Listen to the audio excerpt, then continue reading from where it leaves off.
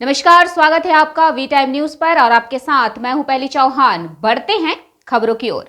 जिला मुख्यालय औरंगाबाद स्थित क्षत्रिय नगर में बड़ेम गांव निवासी उदय सिंह के निजी आवास पर गुरुवार दिनांक 29 जून 2023 की रात्रि लगभग 9:30 बजे मानव संसाधन विकास विभाग के पूर्व राज्य मंत्री व काराकाट लोकसभा क्षेत्र के पूर्व सांसद उपेंद्र कुशवाहा ने पहुंचकर एक प्रेस कॉन्फ्रेंस आयोजित की।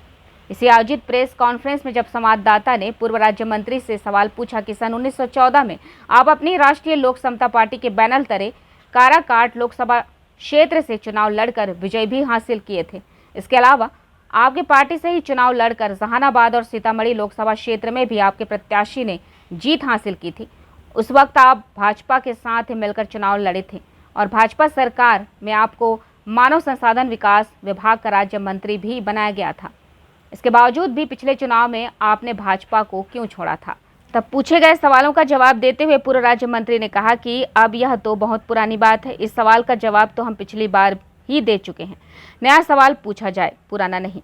तब संवाददाता ने पूर्व राज्य मंत्री से सवाल पूछा कि भाजपा को छोड़कर आप भी नीतीश कुमार के साथ गए थे, लेकिन आपको आखिर क्या मजबूरी हो गई जो नीतीश कुमार को भी छोड़ना पड़ा? तब संवाददाता द्वारा पूछे गए इस मुद्दे पर भी अपना कन्नी काटते हुए ही पूर्व राज्य मंत्री ने जवाब देते हुए कहा कि सब पुराना सवाल ही पूछ रहे हैं।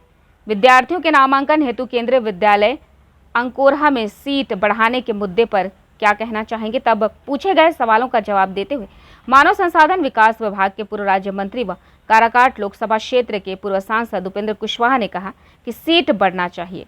तब संवाददाता ने मानव संसाधन विभाग के पूर्व राज्य मंत्री से सवाल किया कि केंद्र में आवाज तो उठनी चाहिए आप लोगों के द्वारा। तब पूर्व राज्य मंत्री ने संवाददाता द्वारा पूछे गए सवालों का जवाब देते हुए कहा कि जब आवाज उठाने की जरूरत होगी तब उठाएंगे। चुनाव एलायंस में लड़ने की बात है, वो अभी हमारी पार्टी ने अंतिम रूप से तय नहीं किया है कि हम कैसे किनके साथ गठबंधन करेंगे, अभी तय नहीं। जब तय करेंगे तब बता पाएंगे।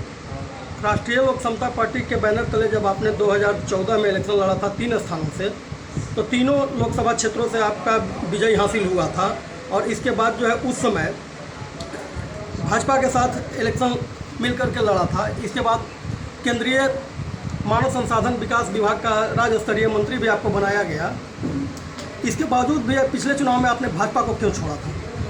अब ये तो बहुत पुरानी बात हुई, सवाल का जवाब हम कितनी बार दे चुके हैं, नया सवाल पूछेगा कि पुराना सवाल। आज लखीसराय में अमित शाह जी आए थे, लालन सिंह ने बयान दिए हैं कि हिम्मत है तो मुंगेर से चुनाव लड़के दिखा जाए।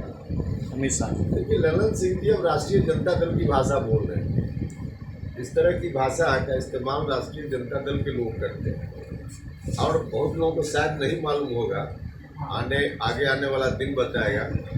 जब जेडीयू के नेता नीतीश कुमार जी के भी कम है ललन जी अब आरजेडी के ज़्यादा है।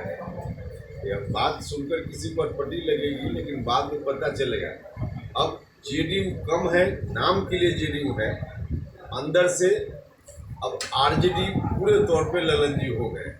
वो आरजेडी की भाषा बोल रहे हैं। भाजपा को छोड़ करके आप भी तो नीतीश कुमार के साथ गए थे, लेकिन आपको क्या मजबूरी हो गया जो नीतीश कुमार को छोड़ना पड़ा? सब पुराना सवाल सब पूछ रहे हैं। बिहार में सीबीआई ईडी की कार्रवाई बढ़ी है भैया, इस पर क्या कहना है आपको? कार्रवाई तो जहाँ भी कोई संस्था है उसको उचित लगता है वहाँ कार्रवाई संस्था करती है, तो एक अलग विषय है। इसको पॉलिटिकल देखा जाए भैया, पॉलिटिकल देखा जाए इसे? नहीं, पॉलिटिकल कई जगह शंका होती है लोगों को कि पॉलिटिकल हिसाब से होता है, लेकिन वो तो अलग अलग जगह कहाँ किस तरह की कार्रवाई होती है, सब जगह तो एक नज़र से देखने की जरूरत नहीं है। कहीं ना कहीं कोई महागठबंधन के में की जो बैठक हुई उसमें तो लालू जी ने संकेत रूप में ही सही लेकिन सारी बात कर दी। लालू जी ने जो कहा है उसके पहले बीजेपी या और लोगों की ओर से यह सवाल उठाया जा रहा था, जैसे बाराती लोग हैं, दूल्हा कहाँ है इसमें? लालू जी ने वो साफ कह दिया, राहुल जी दूल्हा हैं, हम लोग बाराती। उन्होंने तो साफ साफ बता दिया है। अब बीच में नीतीश जी या नीतीश जी के लोग सोच रहे हैं या कह रहे हैं, अब उनको सोचना है कि अब इस स्थिति में लोगों का भ्रम दूर हो गया है, अब उनका भ्रम कब दूर होता है, अब उनका मामला है। क्या नीतीश कुमार पीएम उम्मीदवार हैं? तो लालू जी ने बता दिया कि कौन पीएम उम्मीदवार है, लोकतंत्र में चार स्तंभ माने जाते बता दिया।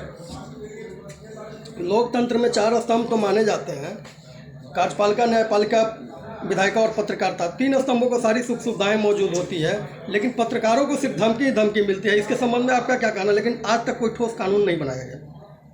देखिए, पत्रकारों की सुरक्षा के लिए जो कुछ भी करना संभव हो, जिस स्टेट में जिस सरकार की जवाबदेही हो, जरूर करना ही चाहिए। निश्चित रूप से